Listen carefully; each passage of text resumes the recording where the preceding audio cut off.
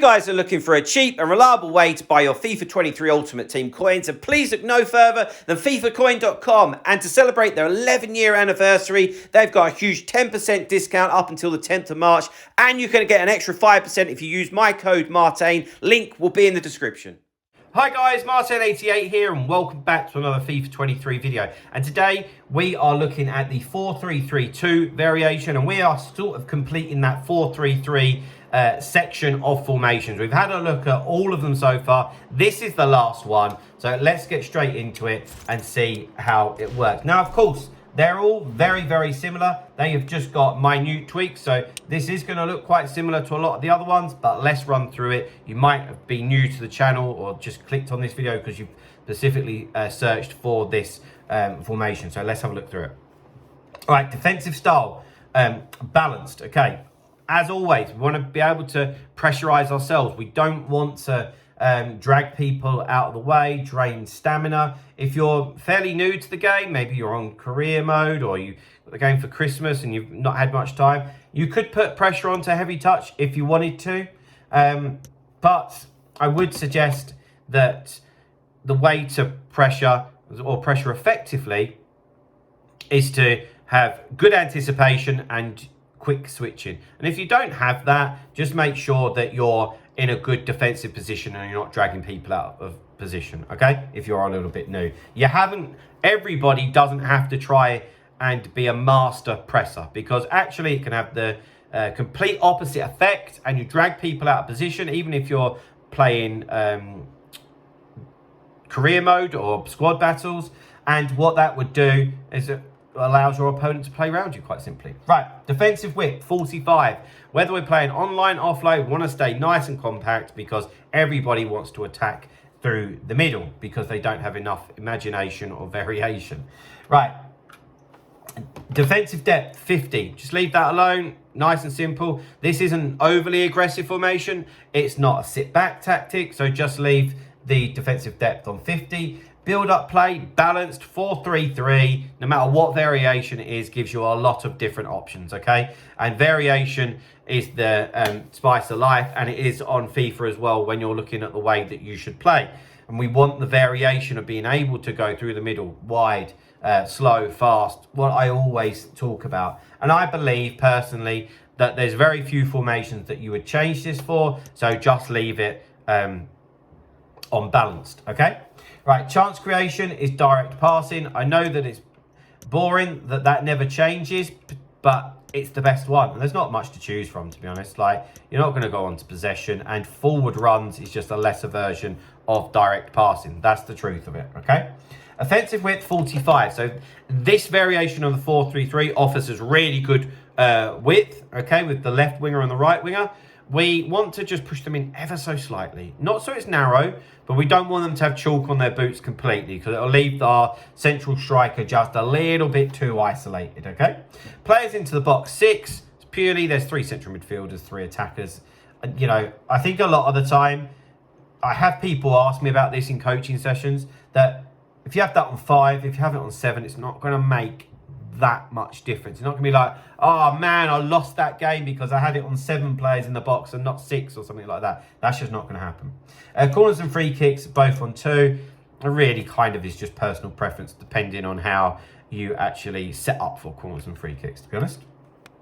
Right, let's get into the player instructions. But before we do, guys, did just want to remind you that I do offer online coaching as well as offline coaching. So if you're struggling with your rivals, or you're trying to hit a PB in champs or something like that, or purely just trying to beat some of your friends, please feel free to get in touch with me. The email address is martainfifa88@gmail.com. Loads of you have already, so thank you for that. But if you want to improve, just give me an email. We can have a chat and have a talk about getting you involved. Right, so defense, stay back while attacking, okay? We don't need to bomb the fullbacks forward in this particular formation because we have wingers. As you can see, we've got Theo Walcott and Ryan Kent providing a lot of width and a lot of speed. So we don't need to send, as an example here, James Tavernier to join the attack. We don't mind them getting involved in the attack, but we want it to be on our terms, okay? So you do that just by using the fullback to take your team up the pitch. When I'm coaching, I see this a lot. The people will get the ball with the fullbacks and then will pass it straight forward. And there's like 20, 30 yards of space that they can eat up on their own, which will just get their team further up the pitch. Then you can start playing. So that's what I mean by we still want to get them involved. And depending on how good you are, you could then get a little bit more creative from there. Maybe trigger a run or do a 1-2, that type of thing. But if you're a little bit more basic, like if you see some space in front of you with a fullback, gobble it up and then recycle the ball. You can come back, you can go forward, sideways, whatever it is, just don't give it away. Right, centre-backs obviously are going to be stay back while attacking. Right, into the midfield three. So this is the big difference with the 4-3-3-2 variation. And back in the day, when I used to play a lot of career mode, this is what I would use. Because I would have the CDM as the stay-at-home guy, if you like, and then the other two would bomb on and try and score goals. And if that's your attitude of how you're going to use it, it's slightly different than using the traditional 4-3-3, where it's a flat 3, because you're really emphasizing that this guy is going to stay back and defend for you, okay? Because it's a CDM and not a central midfielder, which does make a little bit of difference, to be fair, okay? That's the main difference with this formation. And of course, with the CDM, we're going to have them on stay back while attacking. They're the protection in front of the back four. Cover centre, because they're not going to be able to protect it as well if they're standing out on the wing. We don't need them to cover the wing either, because we've got a winger and we've got fullbacks for that, so we don't need them to go out there. Cover the centre, please, Sadorf. But the other big difference is that we can have it on cut passing lanes, whereas when they're central midfielders, you don't get that option. So if you see that, by all means, hit it, put it on, and enjoy the success of having the CDM, basically. Then the other two have a little bit more license to get forward. I think ideally, you'd like them to have a little bit of both in their locker. For me, Odegaard and Mahrez is a pretty decent mix here, because Mahrez is a lot more offensive.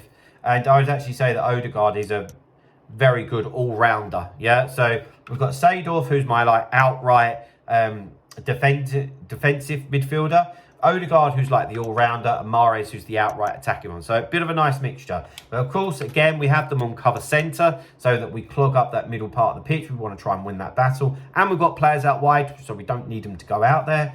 And we've got them on get forward because we need to support that central striker, okay? Up top, we've got the two wingers. You want two speedsters here. You really need it to be speedsters. And if you are somebody that is good with skill moves, then terrific. But if not, the biggest thing is that they do need the speed. Okay. So first of all, we've got them on comeback on defense. So when we lose the ball, we defend like a 4-5-1, which will make it hard for your opponent to break down. But then we've got support runs, getting behind, support on crosses, get into the box for crosses, which I think a lot of you think that that's just so they can get into the back post to head one in. It's not. It just means that they'll continue runs into the box, which means that you could make little tricky passes into the box, or it will drag people out of positions. And of course, we have direct passing on as well. So basically, they're going to be making lots of runs and giving you options on the ball, which is what you want. And then up front, the striker, just leave them alone, whoever it is. I don't think it overly matters who you have. It just needs to represent your play style. Yeah, so if you're somebody like me who likes to play it quite intricate and quite tricky, as you can probably tell by the players that I've got, like Zola works well for me. If you're somebody that likes a bigger striker, then whatever. Still, just leave them alone because you haven't got two strikers. You want that striker to fill that gap on the pitch, or it's going to become quite predictable about what you're going to do. But guys, there we go. There's the 4-3-3-2 formation, tactics and player instructions.